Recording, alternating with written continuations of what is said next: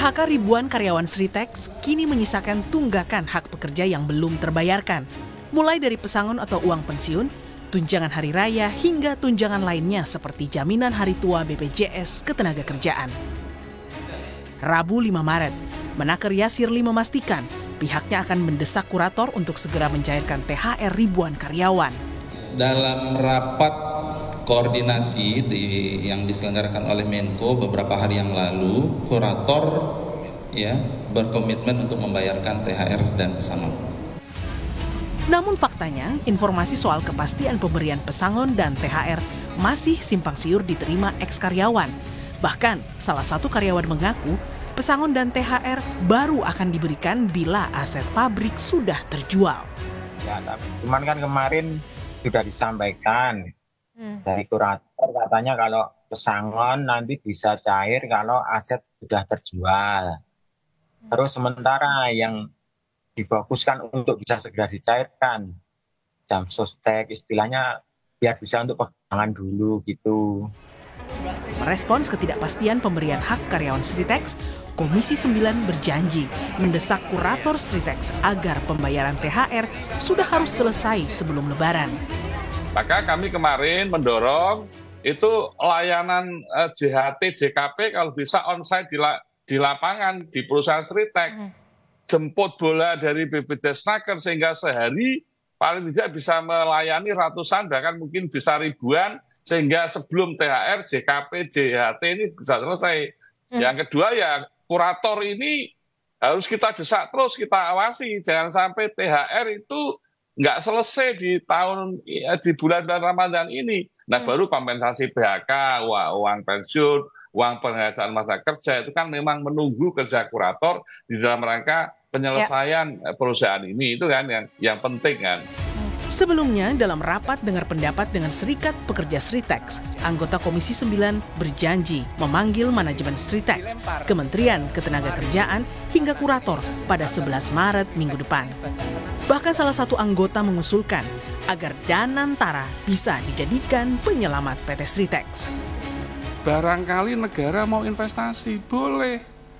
Mengapa tidak kalau memang Sritex itu dianggap punya daya ekonomi lebih tinggi? Kan punya Danantara sekarang. Danantara kan digunakan untuk investasi. Kalau memang ini positif untuk investasi, mengapa negara nggak masuk menyelamatkan Sritex? Di tengah ketidakpastian soal pencairan sejumlah haknya, ribuan karyawan Sritex kini berupaya memenuhi kebutuhan selama puasa dengan menukarkan kupon koperasi dengan sembako dan barang kebutuhan lainnya hingga berjualan takjil berbuka puasa. Tim Liputan Kompas TV.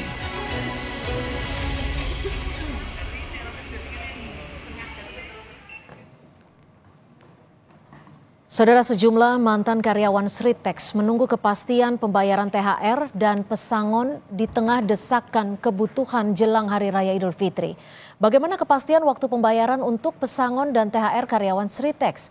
Kita akan bahas bersama tim kurator Sritex, Denny Ardiansyah, serta Presiden Asosiasi Serikat Pekerja Seluruh Indonesia, Aspirasi, Ibu Mira Sumirat. Selamat petang Pak Denny, Ibu Mira, terima kasih sudah bergabung bersama kami di Kompas Petang. Saya langsung ke Pak Denny ya.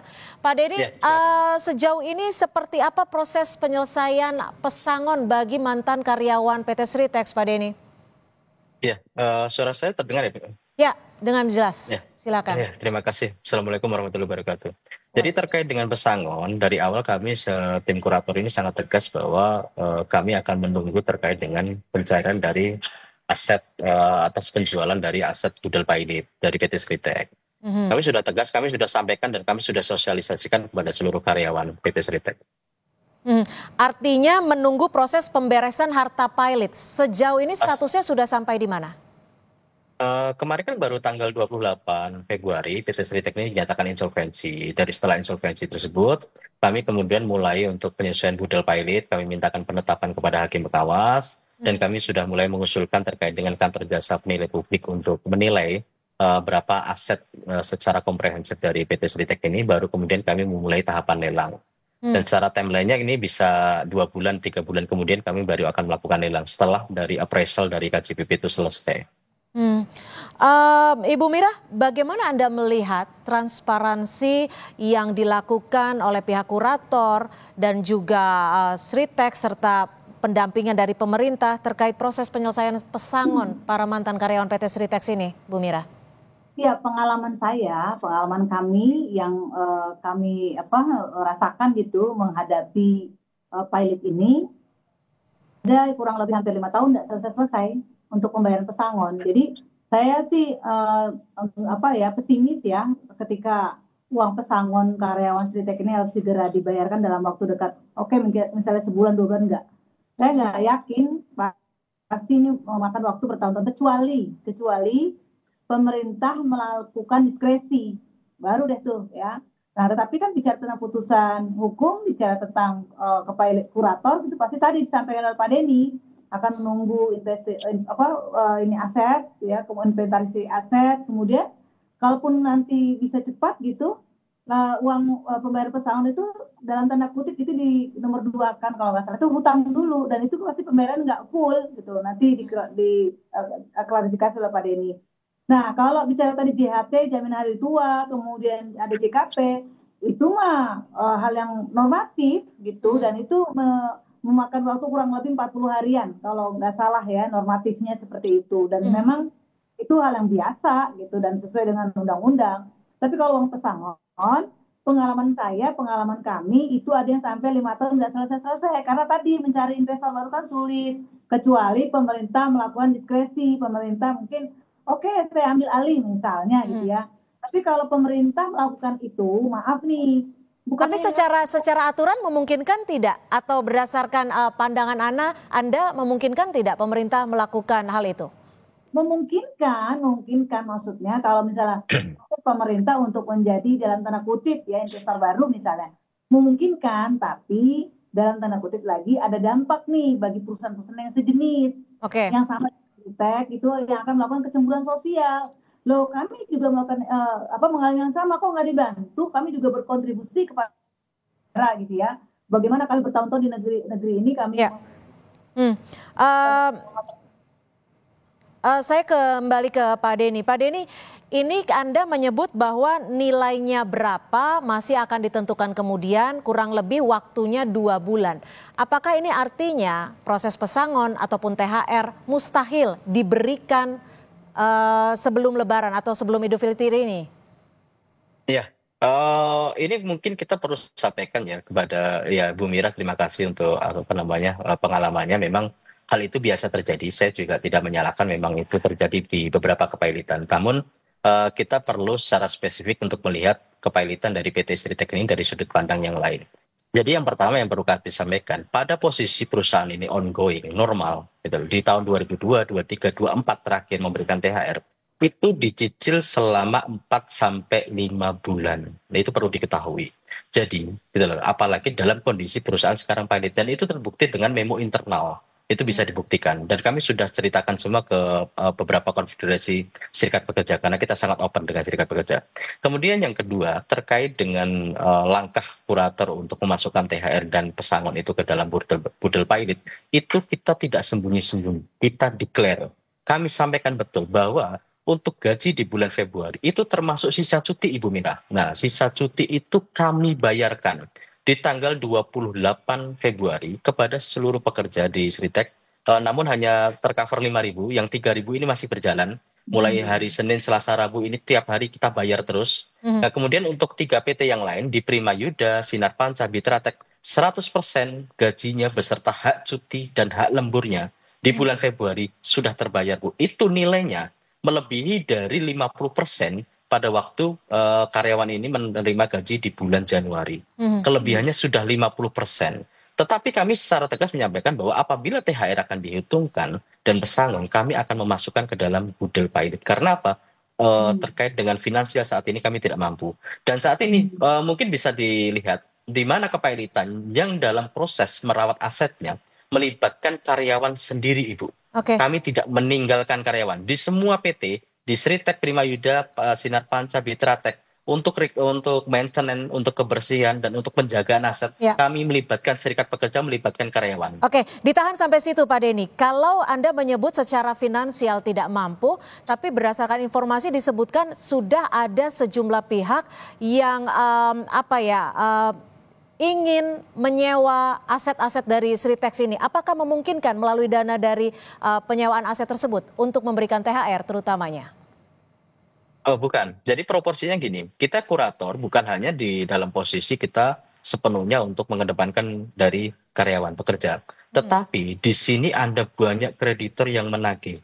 Termasuk juga kreditor dari pemerintah itu sendiri. PLN, anggaplah satu contoh gitu loh. PLN ini sejak November sampai dengan Januari itu terlambat. Dan kami berhasil menahan 2 bulan keterlambatan itu. Akhirnya hanya kami bayarkan 1 bulan. Kalau 2 bulan itu diminta paksa oleh PLN, kalau nggak dibayar akan diputus, itu kita akan kehilangan 30 sekian miliar. Kami menahan. Oleh karena itu, kami kepada seluruh kreditor, kami harus proporsional, kami harus hati-hati. Nah, terkait dengan datangnya investor, apakah itu akan menyewa atau membeli, nah kita harus melihat apakah hasil sewanya itu memang cukup untuk membayar kepada karyawan secara keseluruhan, atau memang itu harus kita simpan, kita save sebagai peningkatan dari harta pilot. Karena pertanggungjawaban kita bukan hanya kepada karyawan, tetapi kepada seluruh kreditor. Seperti itu. Oke, Bu Mira, jika terjadi situasi seperti ini, ada finansial yang ada ketidakmampuan finansial, bagaimana Anda melihat hak-hak karyawan? Apakah ini sudah diberikan sesuai dengan hak karyawan?